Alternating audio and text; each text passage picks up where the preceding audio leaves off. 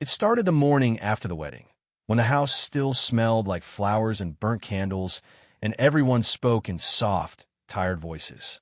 My sister, Clara, had married Daniel just 12 hours earlier. I'd watched them dance under the string lights in our parents' backyard, smiling like people who really believed in forever. But forever, I've learned, isn't always that long. I was standing by the kitchen sink that morning, barefoot, holding a mug that had gone cold without me noticing. The house was quiet except for the sound of luggage wheels brushing against the hallway tiles. Daniel was leaving for a short business trip, something he'd promised Clara would be just a few days.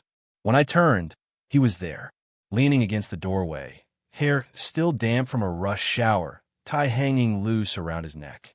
He looked older than he had last night, like the sunlight had burned something out of him. "Did Clara tell you?" he asked. His tone caught me off guard. Not cold, not angry, just uncertain, like he was trying to step carefully through invisible glass. "Tell me what?" I asked, setting the mug down. He hesitated, the kind of pause that stretches too long to be casual. Then he smiled, that polite, hollow kind of smile people use when they're trying to hold themselves together. "Never mind," he said, glancing at his watch. "It doesn't matter," but it did. I could tell from the way he avoided my eyes. I followed him to the front door anyway, mostly out of habit or curiosity, I don't know. Outside, the driveway shimmered with leftover rain, and his car sat waiting with the trunk half open. He looked at it like he wasn't sure he'd ever see it again. He reached for his suitcase, then stopped, just froze there, hand on the handle, staring at the ground. "Daniel," I said quietly.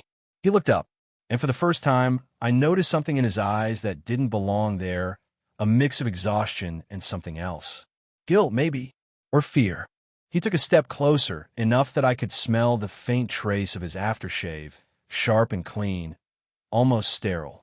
Then, in a low voice, he said, "If anything happens, don't let her." He stopped, looked past me, toward the open window where the curtains were moving with the breeze. "Don't let her what?" I asked, but he only shook his head, forcing another strained smile. "Just promise me you'll look after her." And then he left. The sound of the car engine faded down the street, leaving behind that strange, hollow silence, the kind that presses against your chest. I didn't know then that those words would stay with me, that within days, Clara would stop answering her phone, that something or someone was about to fall apart, and Daniel's unfinished sentence would become the only thing I could think about. Clara and Daniel met 3 years ago at one of those charity events our mother dragged us to every December. Clara was 39 then, still recovering from a breakup she never talked about, and Daniel was the quiet one standing by the bar, pretending to enjoy the music. I remember watching her cross the room that night, confident as ever, her red dress brushing against the floor like she already knew how the evening would end. They fit together easily, maybe too easily. He was calm, reliable, a man who always said the right thing. Clara liked order, predictability, the opposite of the storm she used to be drawn to. For a while, I believed she'd finally found peace. But after the wedding, something shifted. In the days after Daniel left for that short trip, Clara stayed at our parents' house instead of going back to their apartment. She said the new place didn't feel right yet. At first, I thought it was normal. New marriage nerves, post-wedding exhaustion, but then she stopped checking her messages. Her phone sat face down on the coffee table, buzzing with unread texts. When I asked if Daniel had called, she just said, "He's busy," in that flat tone that meant she didn't want to talk. It wasn't like her. Clara was the kind of person who filled silence, with laughter, with stories, with the sound of her heels on the floor. But now, she moved quietly through the house, like she was afraid of disturbing something fragile. I started noticing small things. A faint mark on her wrist she brushed off as nothing. A locked drawer in her old room that hadn't been there before. A letter on her nightstand, folded and refolded so many times the paper had softened at the edges. One night, after everyone was asleep, I heard her crying. Not loud, just a slow, steady sound from behind her door. I almost knocked, but I didn't. I stood there, hand raised halfway, frozen. That's when I realized I'd started checking my phone every morning, waiting for a message from Daniel. something to explain his strange warning, his half-finished sentence. But there was nothing. No calls, no emails. He just disappeared into whatever silence he left behind. And Clara, she kept saying she was fine. But sometimes I'd catch her staring out the window at nothing, whispering under her breath like she was answering a question I couldn't hear. It felt like we were both waiting for something, a truth we couldn't name yet. And I couldn't shake the feeling that whatever Daniel had meant to say before he left, it wasn't about him at all. It was almost a week before anyone mentioned Daniel again. Clara avoided the topic like it was a fragile thing that might break if she said his name out loud. She'd started keeping to herself, going on long walks, sitting on the porch at night, staring at her phone screen, even though there were no new messages.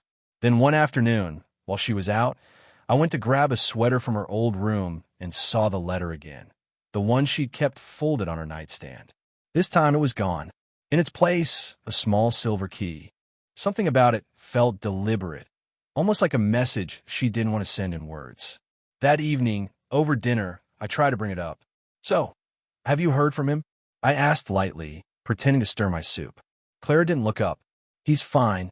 That's not what I asked. She set her spoon down and gave me that look, the one that said drop it. But I didn't. "Clara, he told me something before he left. Something about you." It sounded. She cut me off. "He says things he doesn't mean when he's stressed." The way she said it, too quickly, too carefully, told me she didn't believe it either. After that, she went quiet again, retreating behind that wall of calm she wore like armor. But I started noticing small changes. Her hands trembled when she poured coffee. She checked the mailbox 3 times a day. And sometimes I catch her looking over her shoulder, like she expected someone to be standing there. Then came a call. It was late, close to midnight, when the phone rang. I was half asleep, but Clara answered before I could move. Her voice was soft, shaky. "Hello." A pause. Then a sound, faint, distant static, followed by a man's voice. I couldn't make out the words, but Clara froze. Her knuckles went white around the phone. "Daniel," I whispered. She didn't answer, just listened, and then suddenly hung up. When she turned to me, her face was pale. "It wasn't him," she said quietly, but I could tell she was lying. She went to her room and locked the door. The next morning, she was gone. No note, no explanation, just that silver key left on the kitchen table. And for the first time, I wondered if Daniel's warning wasn't about what might happen to Clara, but what might happen because of her.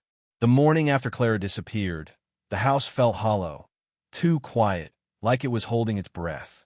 Her car was still in the driveway, keys on the counter, her phone left charging on the table. Nothing looked taken or disturbed, but something in the air had changed. I called her name a few times, even checked the garden, though I knew she wouldn't be there. The only thing out of place was the silver key she'd left behind, small, ordinary, but heavy in my hand. By afternoon, worry turned into something sharper. I called Daniel's office. No answer. His number went straight to voicemail. I even checked with one of Clara's friends from work, but she hadn't heard from her either. It was as if both of them had simply stepped out of their lives at the same time. That evening, I sat in Clara's room. The window was still open, curtains moving with the wind. I noticed faint outlines on the desk, a missing picture frame, a square of lighter wood where it had been. Next to it, a scrap of torn paper tucked halfway under a book. It wasn't a note, exactly, just a few words written in her handwriting. "He knows now." I didn't know what that meant or who he was supposed to be, but the words sank into me like ice. I tried the silver key on every lock in the house. Nothing. Then I remembered the drawer she'd kept locked weeks earlier. When I turned the key there, it clicked open. Inside were letters, all from Daniel, dated months before the wedding. Some were sweet, familiar, filled with promises.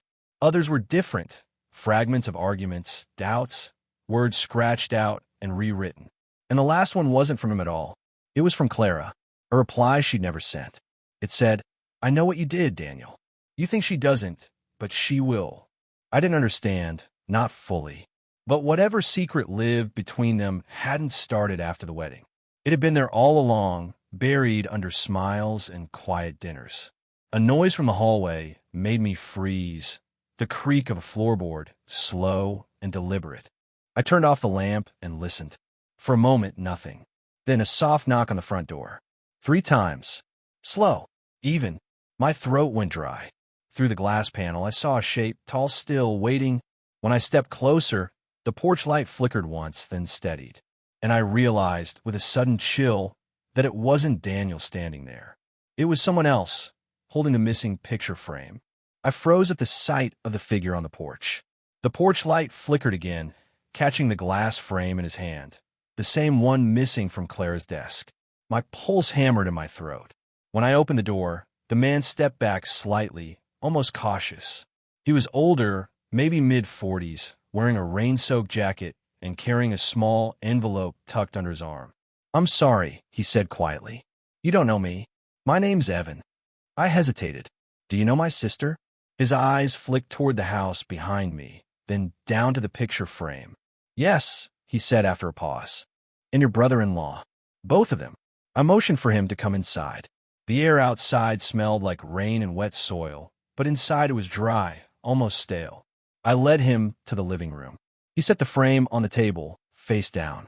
It was Clara's wedding photo, or rather, what was left of it. The glass was cracked clean through, and Daniel's face had been torn out completely. Evan rubbed his forehead, exhaling like he'd been carrying something too heavy for too long. "Daniel used to work for me," he said, "until about 6 months ago."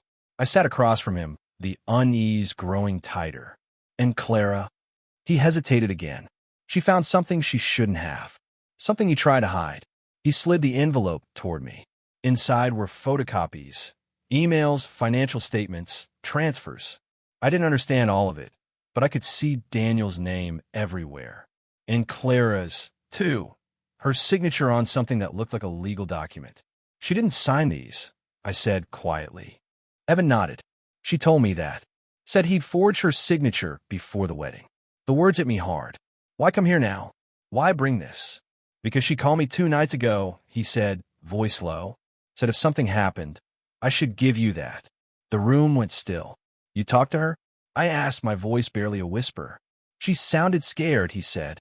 "Said Daniel knew she was going to tell you the truth." And then the line went dead. Outside, thunder rolled in the distance. I stood, pacing without meaning to, the silver key still in my pocket. "He told me to look after her," I said, before he left. I thought he meant she was in danger. Evan shook his head slowly. Maybe she wasn't the one in danger. Before I could ask what he meant, a loud thud echoed from the back of the house. Sharp, heavy, unmistakable. Evan's eyes met mine. "You're not alone here, are you?" I didn't answer. The sound came again, a door slamming shut, footsteps down the hall. I reached for my phone, but the screen was black. No signal. Evan whispered, "Who else has a key?" I swallowed hard. "Just Daniel." And that's when the living room light went out. For a second, there was nothing, just blackness, the hum of the refrigerator fading, the house swallowing its own silence. Evan's breathing was loud in the dark. I could feel my heartbeat in my ears. "Stay here," he whispered, pulling out his phone for light. The glow cut through the shadows in thin strips. We moved slowly toward the hallway. Every step creaked louder than it should have. The back door stood half open, rain dripping from the frame. I could smell the wet earth and something else, faint, metallic, sharp. "Clara," I called, though I already knew she wasn't there. The beam from Evan's phone swept across the kitchen, the table, the sink, the counter, and stopped on something small lying near the door. It was a ring, her wedding ring. Evan crouched beside it. "She left in a hurry," he muttered. Then, from somewhere deeper in the house, a floorboard groaned. We turned toward the sound. A shadow moved at the end of the hall. Tall, familiar. "Daniel," I said before I could stop myself. He stepped into the light, tired, wet from the rain, eyes dark and unreadable. "You shouldn't have opened that drawer," he said softly. Evan tensed. "Where is she?" Daniel ignored him, looking only at me. "I told you to look after her. You didn't listen." I felt the weight of the silver key in my pocket. "What did you do to her?" He shook his head slowly. "You think I hurt her? She's the one who—" He stopped, catching himself. "She left because she couldn't face what she did." "What she did?" I echoed. He took a step closer. "Those papers, she forged them first." I covered for her. I was the one who got caught. Evan's expression shifted, confusion cutting through his anger. That's not what she told me. Of course not, Daniel said, voice cracking slightly. Clara never tells the whole story. The tension broke when thunder cracked overhead, shaking the windows. In that split second, Daniel reached into his coat pocket and dropped something on the floor, a folded piece of paper, soaked through. She wanted you to have this, he said. Said you'd understand. Then he turned and walked out the door into the storm before either of us could move. Evan picked up the note carefully. I unfolded it, the ink smudged but legible. Don't look for me. The truth isn't what you think, it's what we both became. For a long time, neither of us spoke. The rain hit the windows harder, like it was trying to wash something away. Evan finally said, "So what now?" I looked toward the open door, where the night had swallowed Daniel whole. I said quietly, we've only heard half the story. The storm had passed by morning. The air outside was clean and heavy with that quiet stillness that follows chaos. The house looked the same, but it didn't feel the same. It felt emptied, of sound, of certainty, of the people who had once filled it. Evan stayed until sunrise. We sat at the kitchen table, the folded note between us, coffee growing cold. Neither of us spoke for a long time. What could we say? Claire was gone. Daniel was gone. And all that remained were fragments, half-truths, unfinished sentences, and that small silver key. Eventually, Evan sighed. She didn't want to be found, he said quietly. That much I believe. I nodded. She left to protect something. Or someone. He looked at me with tired eyes. Or herself. After he left, I started packing Clara's things. The clothes she'd left in the closet, the letters, the photo frames without faces. When I reached for the drawer one last time, I found a small envelope I hadn't noticed before. My name was written on it. Inside was a single page. Her handwriting again, uneven, rushed. You were right to worry, but not about Daniel. I made a mistake I couldn't undo. He tried to fix it, but it cost him too much. If you ever wonder why I left, remember, love isn't always clean. Sometimes it's the only way to keep the people you care about from breaking more than they already have. I read it 3 times before folding it back, hands trembling. It wasn't the closure I wanted, but maybe it was the only one she could give. Weeks passed. No word from either of them. Daniel's office said he'd resigned. Clara's apartment lease ended quietly. Eventually, life moved on, as it always does, even when you're not ready. Sometimes I still replay that morning in my mind, the way Daniel had stood at the door, rain light in his eyes, saying, if anything happens, don't let her, before stopping himself. I understand now. He wasn't warning me about her safety. He was warning me about her silence. Love, guilt, regret, they'd all blurred together until none of us could tell them apart. Now, when the house gets too quiet, I still find myself listening, half hoping, half dreading a knock on the door. But no one ever comes. Just the wind, brushing past the windows, carrying voices that sound almost familiar. And every time I whisper to the empty room, I kept my promise. Because even if they're both gone, their words, his warning, her confession, still live here, echoing softly through the walls. A reminder that sometimes the people we love the most are the ones we never truly understand.